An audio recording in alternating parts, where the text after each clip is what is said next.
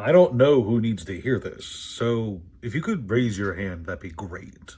Hey there, kiddos, and welcome back to the channel. I'm Uncle Frank, hoping that you are having a great day. And in today's video, we are back in the video game corner of the garage, back in my very comfy armchair. And in today's video, I'd like to sit back, relax, and have a little chat with you guys about hobbies in general, the two different kinds of hobbies that I think are out there. And I hope to articulate in this video why I enjoy collecting cards, playing card games, and sharing them and talking about them with all of you guys. So with that said, let's dive right in with first an explanation. You see, I personally believe, in my opinion, that there are generally two kinds of hobbies one can engage in. There are creative hobbies that lean more towards producing something or generating some kind of content, whether for others or for yourself to enjoy. And this can be things like uh, music, poetry, all sorts of arts and crafts, kind of traditional hobbies.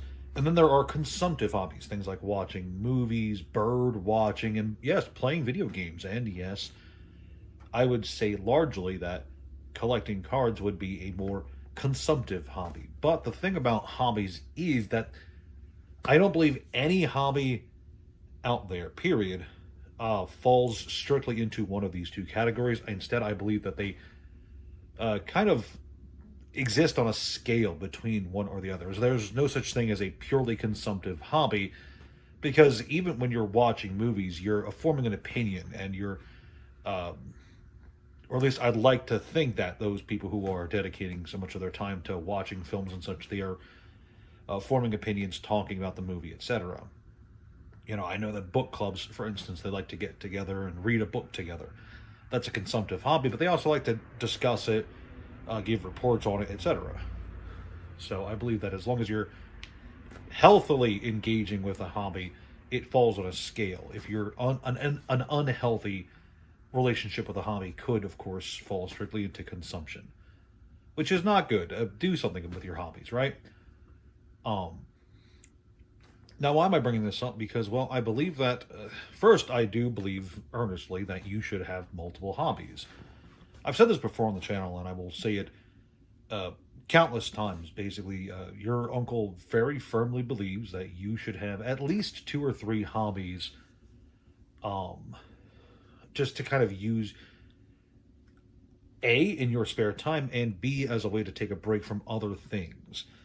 Not just real life, not just your responsibilities, but sometimes you need a break from your hobby. And there's loads of people who get burned out doing the things they enjoy. So I firmly believe that you should have different kinds of things you enjoy, so that when one of them's got you bummed out, you go and do a different one to find a bit more joy somewhere else, you know. And I do believe that these hobbies should be different kinds of hobbies. Like, I think you should have some kind of healthy sport-ish hobby, whether it's hiking, football, bird watching, you know, going outdoors, biking, whatever. And then I believe that you should have some more relaxed hobbies, like watching movies, reading a book, playing a card game, and things that fall in between, you know. And part of uh, this multi-hobby thing is, I do firmly believe that some hobbies for some people are more meaningful than others. And part of this is that I do believe that as you grow through life and as you gain experience as an individual, you kind of naturally form your own ideal comfort zone when it comes to the things you enjoy. Not necessarily that those are the only things you can enjoy, but you kind of find yourself gravitating more towards certain things. For instance, somebody who's spent their entire middle school, high school life playing football, they're going to find getting into football related things much easier than, say, I don't know, model train crafting and building those little train cities. I have a lot of respect for the people who build those little train cities. That must take an insane amount of time. But I digress. Before I get off topic, before even getting into what I'm trying to hope to articulate, is you will naturally find throughout your life that some things are just easier and more comfortable to get into than others. And that's fine. Different people are going to have different things that they acclimate to easily. And that's good. You should never try to mold yourself to what other people enjoy. And while I do think it's important that you try new things, trying it is all that I really ask of you. Because at the end of the day, whether or not you enjoy something is what matters. Trying it's good, but if you're not enjoying it, do something else. Do something that you do enjoy. And I'm not saying if you're not immediately good at something, abandon it. I'm saying like if it's actually just genuinely something you don't like, move on, Give it a try, give it an earnest attempt, see if you like it, see if you don't, and then, move on to something else. But part of why I made this video, part of why I'm talking to you guys here today, is because I'd really like to try and articulate why I enjoy playing card games so much and collecting card games as much as I do. Even though I don't really have a huge card game collection, because I hate to break it to you guys, but just because I'm a YouTuber, just because I run a TCG store, doesn't mean I'm rolling in cash. In fact, quite the opposite most of the time. But I do still enjoy collecting, buying, and playing with various card games. And part of that enjoyment I get out of there is the fact that I believe card games exist in the middle perfectly of consumption and creation. Card games are something that you buy. They are a consumptive game, yes, but they are also something you build with, especially if it's a good TCG, a collectible trading card game. I believe that your collection is something you create. It's something you build up over time with love and affection if you're doing it right. Your decks that you play are an expression and an extension of yourself, regardless of which game you are playing. The decks you craft, the different kinds of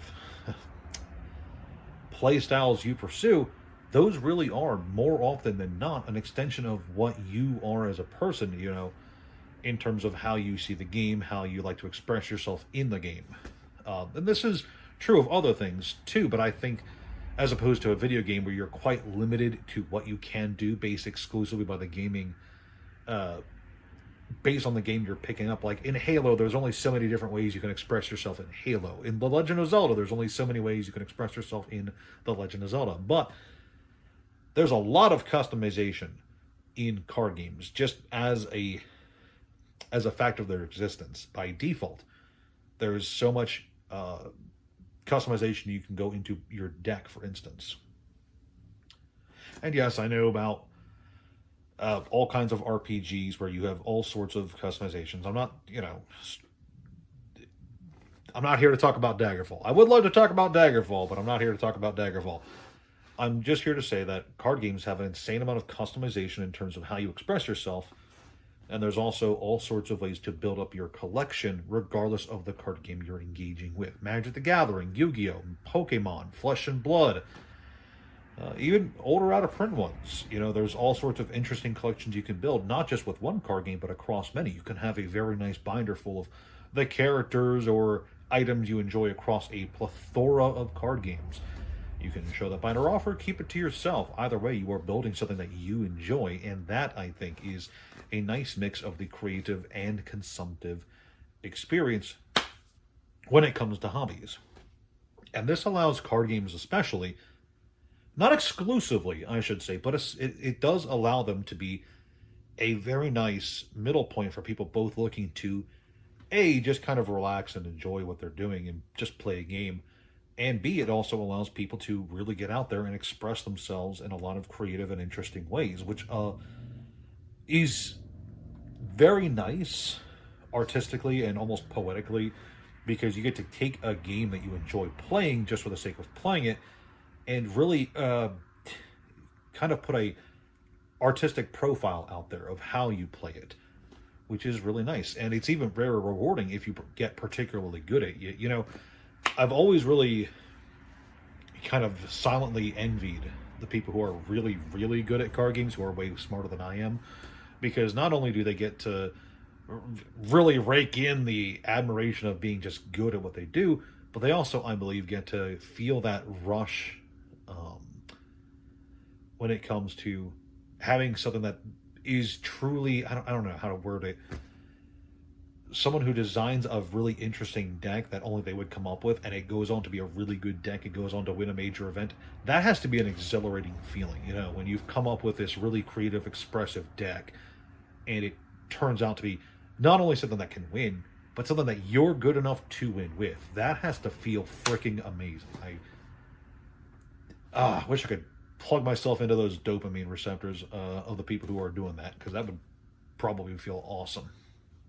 But yeah, I do firmly believe that card games are just the ideal mix of everything you kind of want to see in a hobby, sitting right there in the center, allowing you to A, just kind of casually enjoy what you like, and B, really put yourself out there. And it's just really nice. Whether you're creating your own deck, building your collection, or just trying to find the most optimal way to play the game, there's a lot you can do there. And I do believe that card games really scratch that itch. Not just for me, but obviously for a lot of people out there, because TCGs in general are a huge market right now.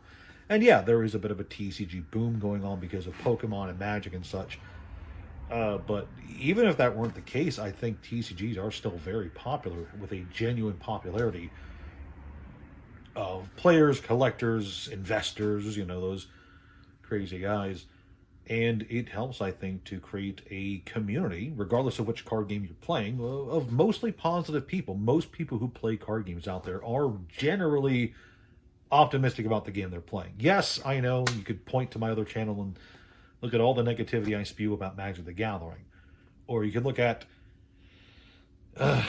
the particularly loud corner of the Yu-Gi-Oh community. You can look at some genuinely negative people there, but on average, the people who are playing these games, expressing themselves, collecting, etc., they tend to be enjoying themselves, and they tend to radiate that joy outwards. And it's always a really nice thing to see. So what I'm really trying to say in this video is I like card games because they give me almost everything I could ever hope for in a hobby. That is, they allow me to enjoy the collecting and consumptive experience, and they allow me to express myself with the decks I build and the collections I create. So that's really all I wanted to say. If you enjoyed this video, please like, share, subscribe, leave a comment down below if you think I'm right, or if you think I'm crazy, or if you want to see that Transformers TCG video coming out soon, hopefully. Let me know. Thank you guys so much for watching, and I'll see you next time.